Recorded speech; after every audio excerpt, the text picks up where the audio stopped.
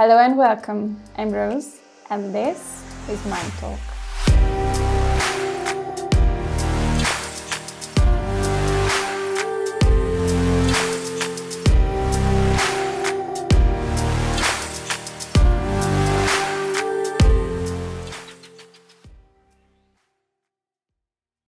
This interview is part of a video interview series from Mindwork, where we'll discuss all the main topics that define our lives in the IT community.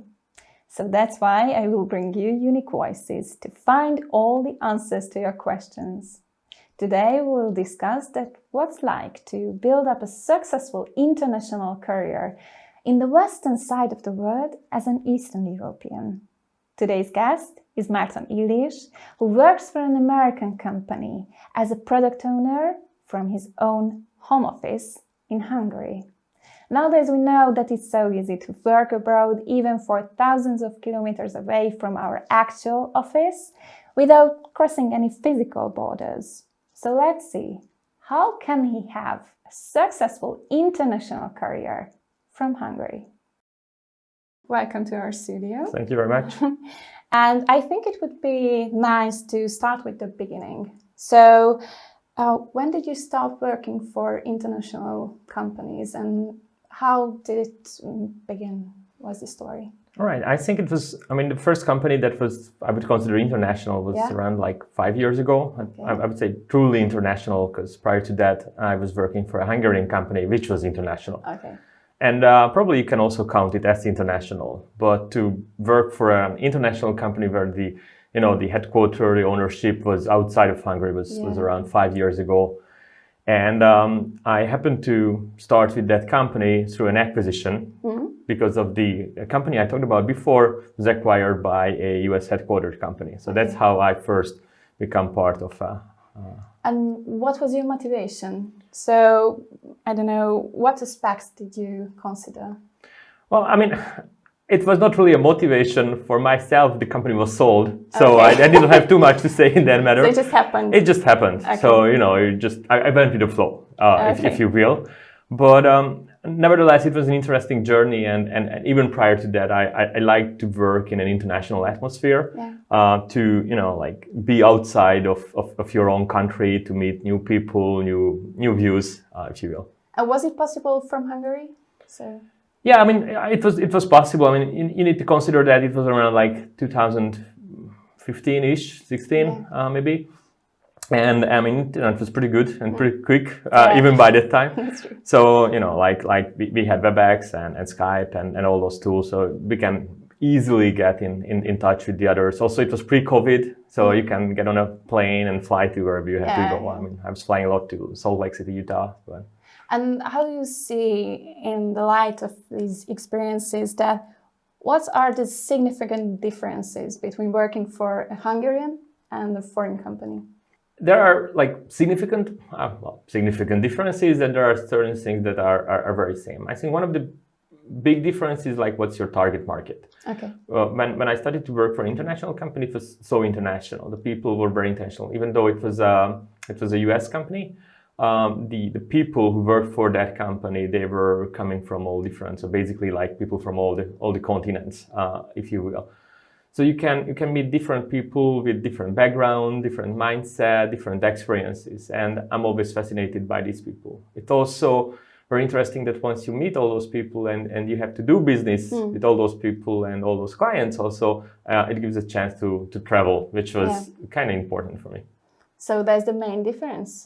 No. It was. It's the basis, and then because of that, there are different things. You start to learn about consider people working and living in different time zones. Then you learn about the different cultures, and it's just very mixed. I think what makes also very different that you need to be much more considerate about the others. You need to be very open because you need to, in many cases, accept a different culture, different religions, different views, and that requires.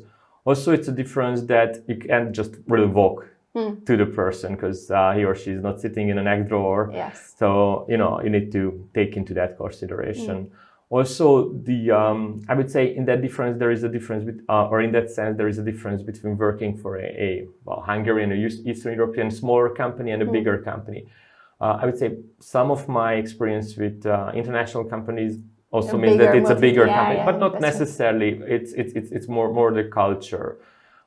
When I worked, well, I almost said it in a previous life, but like just a long time ago, it was also that many Hungarian companies were just focusing on the Hungarian market. I think it's also changing. I never worked for like an SEC, like a shared service center, where I was like working in Hungary with Hungarians, but part of the a global thing. I was much more like part of a more international company. So the feeling was more international, if you will.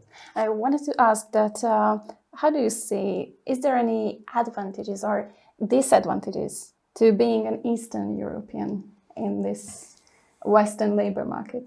I mean, it's a funny question. I mean, from a employer perspective, the advantage is obviously that Eastern Europe is generally cheaper, and I mean that's one of the reasons they bring those works here. But interestingly, it's not. I would say I'm not saying it's not a top reason, but it's probably not the number one reason. So I think it's very important for US companies or Western European companies that Eastern Europeans share a similar culture, and they are much more accessible. So like working for a German company, which I did also, it's much easier. It's the same time zone. It's much more difficult even for Western European company to go even more east. Like going to Asia, India is like a typical example. So I think it's much more similar. So that's definitely a big advantage. The accessibility, time zone, and people just get easier together. Now it's also a disadvantage because I truly believe that when there are so many different people with different views, that could be also an advantage. But it very much depends on the culture of the company. I saw a lot of companies where they are like very US companies and they want to treat everybody as like US people. Oh, wow. Who does not necessarily have that background. And those are the points probably where it doesn't work. So the company also needs to be open to say that, hey, I'm a US company or I'm a German company or an English company and I'm open and I want to be an international company, not just a US company with some... Just try to melt in. Yeah, everything. exactly. Okay. Exactly. And you mentioned time zones. Yep. So as I know, you're working for an American company. Yes, okay. And I just assume that it requires flexibility in your working hours. So what complications does this cause and how your family handles this? Well, you should ask them probably, but it's kind of interesting because it's a US-based company, but we are present in 34 countries.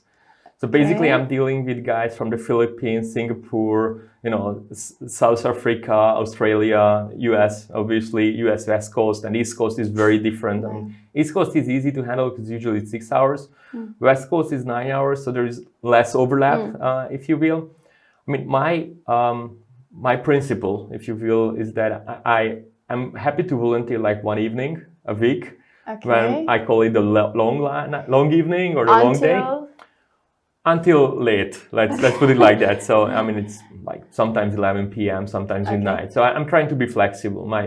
Again, it's part of my principle that if the company is flexible, I'm flexible. So for example, I can pull a late evening, but then if a morning I have some things to do, I want to be with my kid or I need to run some errands or whatnot, then also I expect the company to be flexible. I don't take a half day off or a day off. I just do my business. But on the other hand, if I need to be, I'm also available. My other rule is that I don't do any reoccurring meeting late in the evening. So that's family time. It's an important business or it's an ad hoc meeting. Then I'm happy to be flexible. Okay, so just one day a week. Well, that's the goal. Reality, let's say it's more like 2 days or 2 evenings. But there are some times when now, for example, we are doing the 2022 budgeting, so everybody's crazy and year-end business and everything. I'm more flexible. In the summertime, it's not that much rush, so it's in many cases it's 0 evening, and I still take my mornings off. So that's the flexibility I'm looking for. Okay, and is it sustainable in the long run? I think it's like you need to be that kind of person. Like if you are a kind of person who likes to work from 9 to 5 or 9 to 6, or 9 to 7, depending on your workload, and that's what you prefer, then pulling these late nighters might be very much outside of your, comfort zone. Yeah. I like this, sometimes calm down, sometimes speed up type of thing. So I Always actually, different. yeah, it's always different. I enjoy doing it. Also, I think it's very much difference that once those meetings and late night works actually make sense, and it's not just for the sake of like meeting, which sometimes happen, of course, then I just enjoy it very much. Of course, I try to make sure that, for example, even if it's a late night here, I try to say like, all right, 6 p.m. to like, let's say 8 p.m. I'm with the family, and that like 8:39 I start to work again. So I still have time with the family. I have a small kid, and then just work in the evening. I'm not watching a stupid series or video or whatever. Rather, I do something meaningful. So I'm okay with that. If it's every evening, that's just too much. I have colleagues who are actually working like in a shifted way. So they start to work at like 1 p.m. and work till like 9 p.m. From Hungary? From Hungary. Okay. So I wouldn't be able to. I mean, actually, they're from Romania, but like similar time zone at least. So I wouldn't be able to work like that. But that's what their flexibility, and they enjoy that all their mornings free. So I think what's very important, you need to find what's working for you. Okay, so your way, okay. Exactly. And what do you advise for those IT professionals who like to apply for a job abroad? So what are the do's and don'ts, if there's any? I think the most important thing is probably to decide if you want to do that. I mean, my advice would be try it and see if it works for you. But I think it's very important that you know, like, you are flexible. What is the working culture that you want to be part? Some people just, prefer that I work with people who are in the same room. And I met people who were working for international company, and especially during COVID, like being remote, it was very difficult, and it's just not for them. They are not comfortable. They need to meet the people, have a coffee, or whatever they prefer together. Some people just want to be remote. So you need to know like what you are looking for. Also, you need to decide like how open you are to other culture. Do you want to learn about the others? I think just working for an international company and being deaf to the others or blind is something that doesn't work on the long run. You need to really enjoy that you meet people and then they talk about certain things, and you need to be also like very tolerant, because there will be ideas or certain things that you might not agree with, you might even disagree with, and you might have a strong opinion, and you need to be still open, listen to them, and accept that that's their way. So I think that's number one thing. Number two is you need to think about like what you're looking for. Do you want to still work in Hungary for an international company, or your goal is much more to actually move abroad? Now, in my case, we also live abroad. Now we move back, and it's important for us to stay home, because if you move, you also need to build up a new life, because friends, family, everything. So actually, I think I'm very lucky, so to say, because I can still be with my family, with my friends, living in my own country, and also be very open at the same time. So that's important. Getting there, I mean, definitely you need to speak good English. So that's that's a kind of given. Also, once companies start to, especially like hire people from abroad who are actually working remotely, you need to be very good in what you are doing, because like they can find mediocre employees at the same location. I mean, you need to know, and you need to be conscious like what's your what's your secret sauce? What is the thing that you do so well that an international company will hire? Also, I think like networking, like knowing those people. I mean, except for this acquisition I talked about, all the other companies, they actually reached out to me. I never really applied. So I know those people from previous company. Also, once you start to work for international companies, you will know people, and those people switch jobs, go to another company. So good network is very important. And they just give you a call that, hey, there is a new opening and I worked with you and it's so cool, like let's chat. So that's how you can really find the interesting spots. So as I say, it's not for everyone. No, definitely not. Okay. And who would be the perfect member of a new foreign company? What would you say? I think anybody who is open-minded. I think open-minded is the most important, and be talented. I think it's also very good if you have like better like social skills, or soft skills are very important, because you need to remember that there is a good chance, especially I think in this post-COVID era, where people just realize that you don't always need to go on a trip to do work or get work done, and it's important that you need to be able and comfortable be able to deal business over like a Zoom call, and it's Zoom call every day. So I spend like 5-6 hours in front of a Zoom call. I mean, it's multiple Zoom calls, but still. And like running all those things and doing it remotely without ever meeting those people, it's hard, and it requires a lot of patience. So think about if this is something you are up to. I think it's also interesting that now even more like Hungarian companies, and I think it's a very good chance that even if you work in Hungary for international companies where you need to deal with others, you can figure out whether it's something that you are comfortable with, and then you can venture into other adventures. Okay, thank you for your thoughts and your views. That's what we're trying to give you, Mind Views. So thank you again. Thank you. And see you soon in the next interview.